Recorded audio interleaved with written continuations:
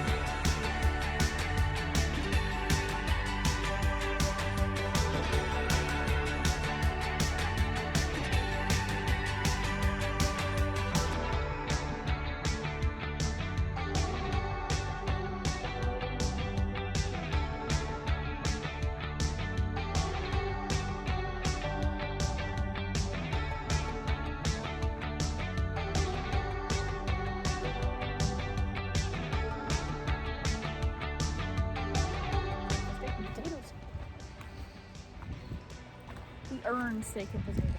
Oh, absolutely. Marinated steak at that. The last of the good stuff, the fresh stuff. Hash brown casserole tomorrow. Yeah, a couple day old.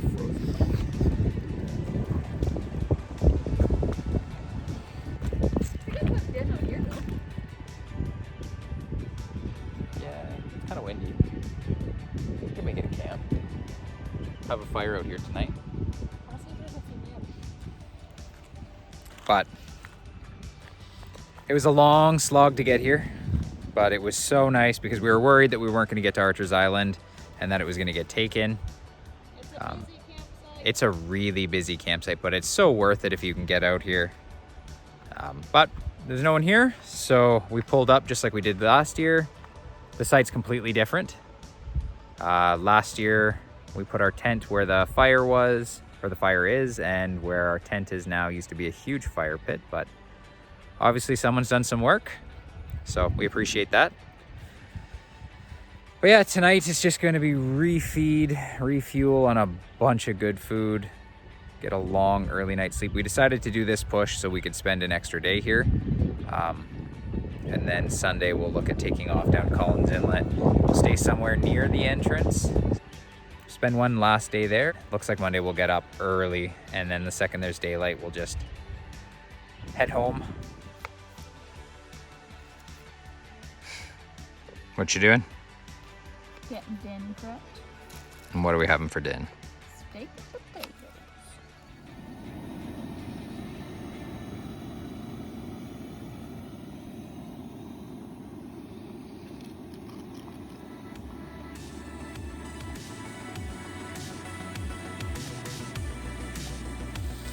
I wish you guys could smell how good this smells.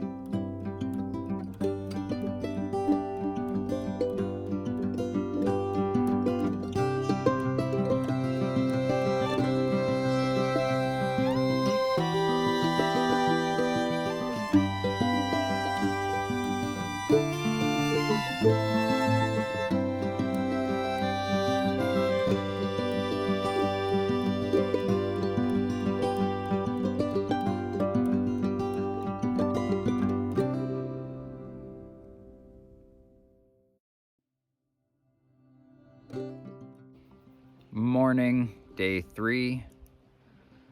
We didn't get to much last night. After dinner, we tried to build a fire. Didn't work. No, everything was wet. I mean, I'm not surprised. Our gear was soaked, we were soaked. It turned out to be a nice day, but it didn't dry any of the wood off overnight, so no fire. So we ended up just going total cozy night in the tent. Watched a movie. Yep, surprisingly enough, we had just enough service, so it took a little bit to load, but we had a cozy night. Honestly, I think we earned it. That sucked yesterday. We enjoyed it, and it was a good punishment, but that made us work for it. So initially we were going to do a 5-day trip, and because of the weather, we had to push through Hinks Island to get up through Beaverstone Bay because the wind was really bad today, which, I mean, we can tell. However, it's supposed to taper off this evening, and instead of doing 2 nights here, moving out Sunday and then trying to make a final push Monday, it's supposed to be thunderstorms again Monday, and honestly, one day of thunderstorms is enough for us. So we're gonna have a really lazy day today. We've got no expectations. There's a couple campsites down Collins Inlet towards the Chickasha Creek again, so We'll probably push halfway. Yeah, we do 2 hours today, and it doesn't have to be a hard paddle. So 2 hours to one of those campsites, and it'll be minimalist tonight, but that's okay. Just somewhere to sleep. So we're gonna have a lazy day here, have lunch, go for a swim, just pack everything up at our own pace, and then we'll head out this afternoon. Slowly but surely getting all packed up.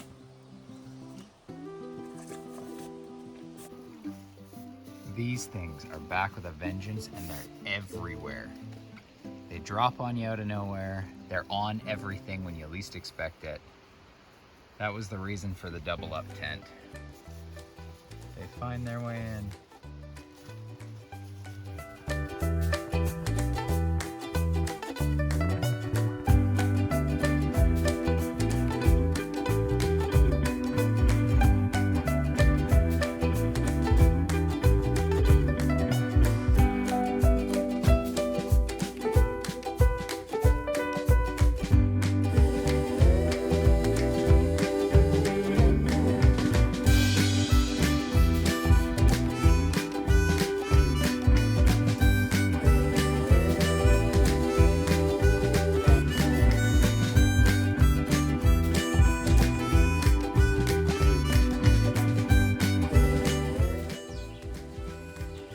Well, we're all packed up.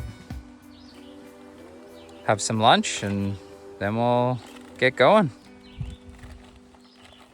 That didn't take too long, eh? No. About half hour.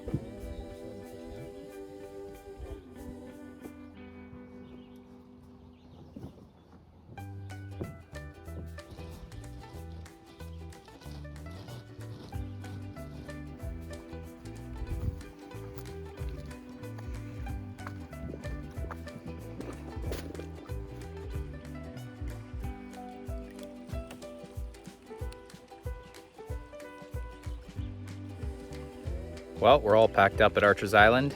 We're about to shove off and head up Collins Inlet to wherever we feel like camping tonight.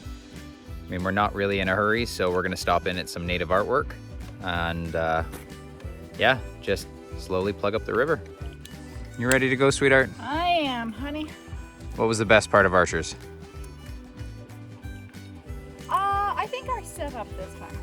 I really like the screen tent with the tent in it because then it gave us an option.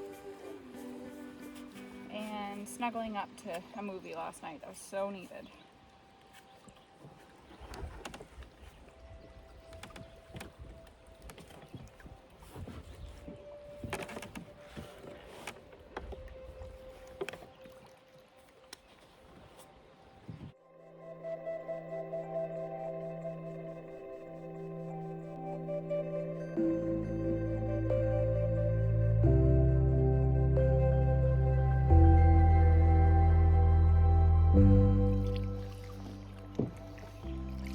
Just coming into Collins Inlet.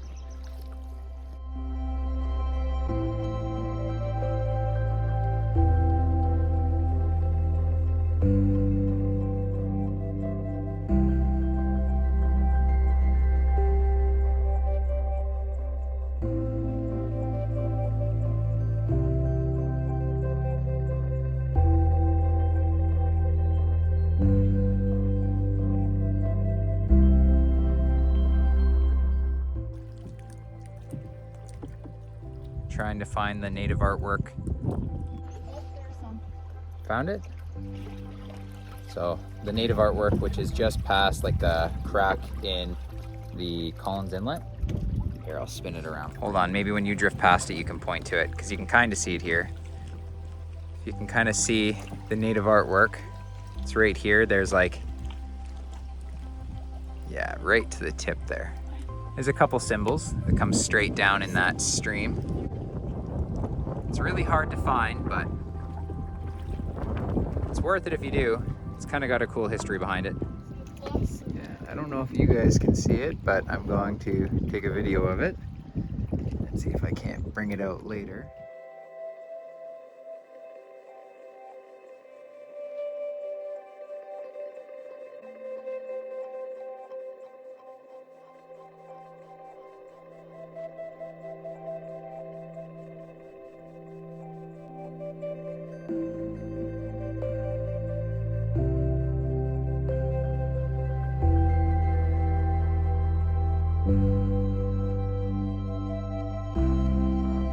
I want to find out where this is because I would totally stay here. So this is where we're going.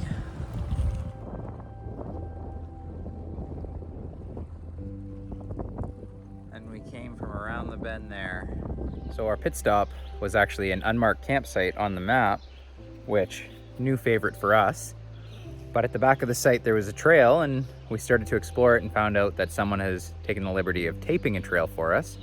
So our little pit stop from paddling ended up turning into a backwoods adventure, but who knows where this goes. Kind of interesting. So someone forgot to bring shoes.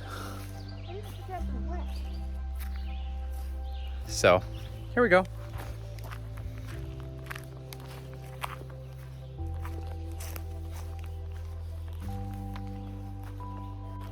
I think I want to dip my feet in the lake. Yeah, cool off a little, clean them off.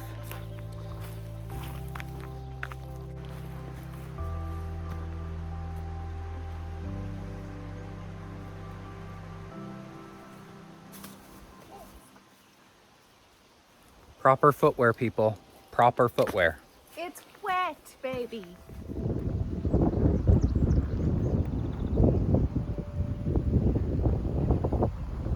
Yay! Sorry.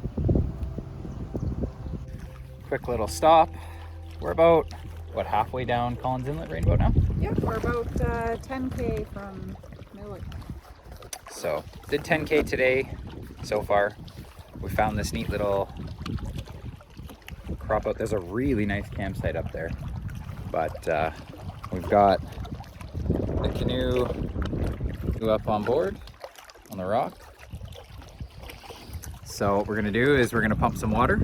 We're gonna jump in, have a little dip, figure some cold water, feel good, wake up for the afternoon, then get back on the water by 4 and push the last 3 kilometers to the next campsite. Yeah, about 3 or 4 kilometers to the next campsite, which Take us an hour. yeah, hopefully around an hour. We've been fighting a headwind all day, but thankfully it's not bad. It's just a little bit more of a push to get there. So If we get on the water again by 4, we should be at camp by 5-ish. And yeah, hash brown casserole tonight. It's gonna be good.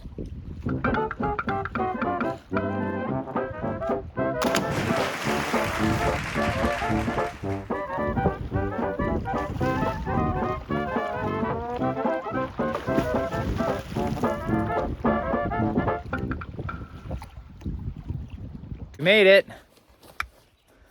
To Bell's Island? Bell's Island, yeah. We stopped in at Turning Bay. There's supposed to be a campsite there, which there wasn't. There are clams here. Yeah, there's lots of clams here.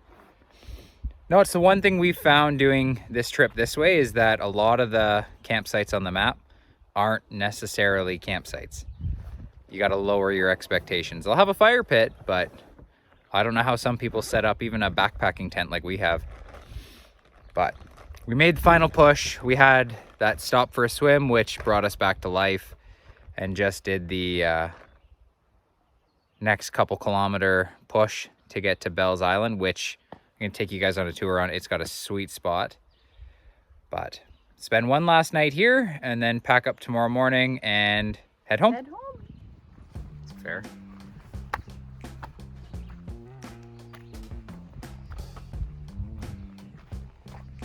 It's a little bit of a walk from where we put the canoe to the campsite, but it's so worth it. I want to say big thanks to whoever was out here before us, because the chopped wood and the camp table are awesome additions to this site.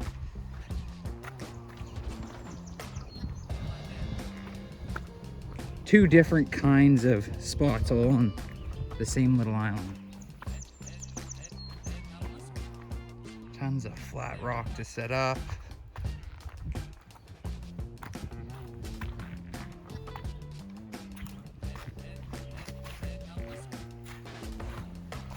And then we have this awesome little camp table. A little walk up to this view.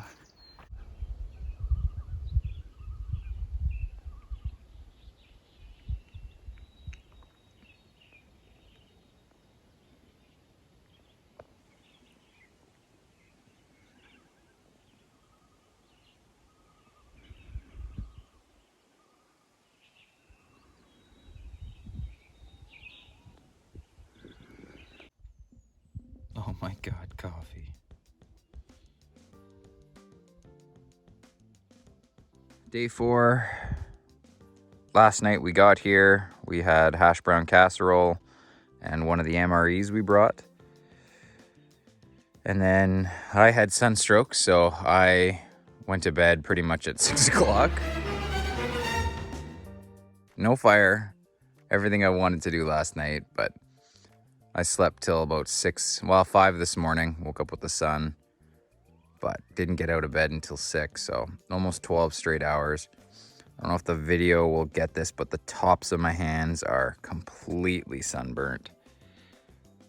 So I'll be wearing gloves today. They're swollen, they're sore. But we're gonna get up and have pancakes this morning, but since we did the push yesterday and we're only about an hour to the Chickenish Creek, I think we're just going to have coffee, pack up, get a slow roll to the morning, and then head home. I mean, we could be home in a couple hours, so it's at our own pace, but we did it. We're so close to being done. We're 4 kilometers short of the 55-kilometer round trip. So if I give a review for any gear, it's this tent, the North Face Stormbreak 2. Awesome, awesome, awesome tent. I think together we can set it up in what, like 2 minutes? Yeah. And that's like taking our time. Spiders. Oh, spiders. It's cozy. I have a 25 by 72 sleeping pad and you have a 20 by 72 sleeping pad. And it is exactly 45 inches across. So fits them snug, but we can both comfortably sleep. And we have about an extra foot and a half at the end. Yeah, for some gear that we don't want out. Yep. Handles wind amazing, handles rain amazing. Absolutely love it. Backpacks, everything fit in them really well. They handled the storms actually pretty well. So, but seriously, if you're looking for a decent backpacking tent, the North Face Stormbreak 2. They have 3 sizes, the single person, this one, and then a bigger one. But this one's a dream.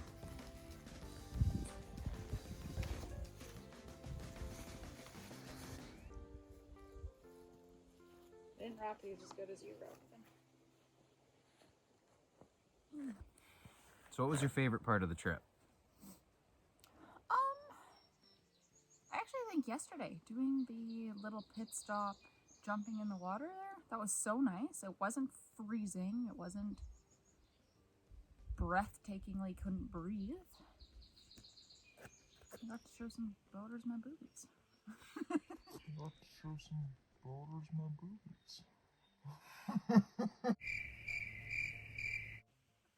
See, and I enjoyed Silver Channel for that. Yeah, that was nice too. Favorite campsite? Silver Channel. Okay. This is a close second. I'm going to put that one up there. Photo of Silver's Channel and where it is on the map. Yeah, I would say this was second favorite. It's just way more buggy. Mm-hmm. Lots of spiders. Silver Channel was covered in mayflies. Covered. Oh, yeah.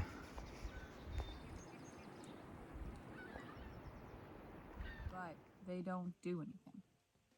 Yeah, it was really it. Honestly, if you could deal with the mayflies, nothing. No mosquitoes, no black flies, no horseflies, nothing. This has mosquitoes and spiders and these little black bugs that Get everywhere. Flying ants. they're not flying ants. They're like a hard shell. They're gross. Archers, as much as we love going there in Mill Lake, kind of a disappointment this time. The caterpillars were just disastrous. Things you would do different? Cut up the trip a little bit more. Pack a little different. I mean, it's always good to be over-prepared, but we realized half we thought we needed, we didn't. And then there was definite things that we thought we wouldn't need that we definitely could have used. So Like what?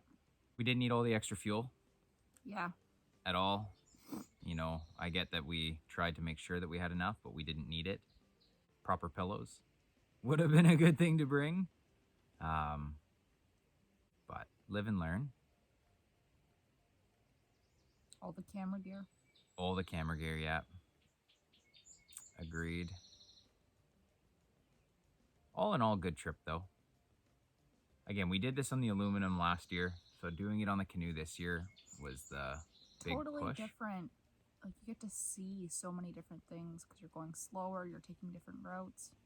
Absolutely. I highly, highly suggest this for anybody who wants to do it. Collins Inlet on the west side has some awesome campsites. They're a little bit of a push to get to, but some rock star campsites to stay at. Mill Lake has archers. There's a couple other ones in there, and I can tell you that even in a pinch, I wouldn't have taken them. We were canoeing past a couple in the thunderstorm, and How are they even considered a campsite? yeah. If there's someone watching who stayed there, kudos. Not us. No. Mill Lake in the eastern side of Collins Inlet is beautiful to see. Great fishing in Mill Lake, but that's what it's there for. The Mill Lake Lodge is there, so lots of boaters. It's a very transient lake. Beaverstone Bay, gorgeous and stunning views. It's really just a push to get through. And then the second you make your way around Midshipman's Point, it is stunning. The whole south side of Philip Edward Island is probably my favorite. No, southern side of Philip Edward Island I think will be our new place to explore. Now that we've done the 3-day trip around Philip Edward Island, I can see us Mosquitoes! I can see us doing a couple weekender trips just to the south side. Totally weather dependent though. I mean, The white caps, the weather, like the water, I mean. Any sort of southerly winds at all, and that is a hard paddle. There's so many shoals, and open Georgian Bay straight up into it makes it so hard to paddle and navigate through there. The second those waves start coming up, just finding your landmarks is hard. So that was a paddle, but hey, we did it. Oh, we fell. Get better filming equipment. Phones are good, but... We have the gimbal. I know. I didn't use the gimbal this morning. It's at the boat. Bring your film equipment. Enough filming for this morning. We're going to pack up and go home.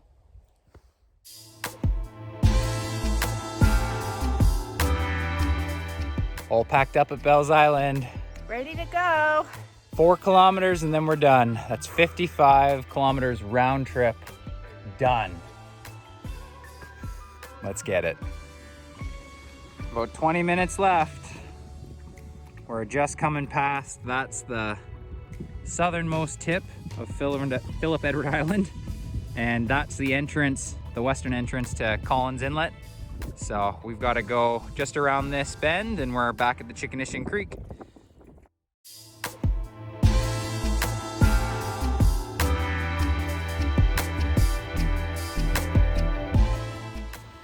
We did it.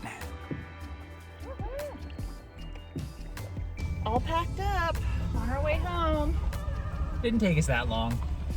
Definitely a sense of relief when we saw the Chickenition Creek and just to get up off the water. I mean, it was an amazing trip, but happy to be in the truck, happy to be on our way home.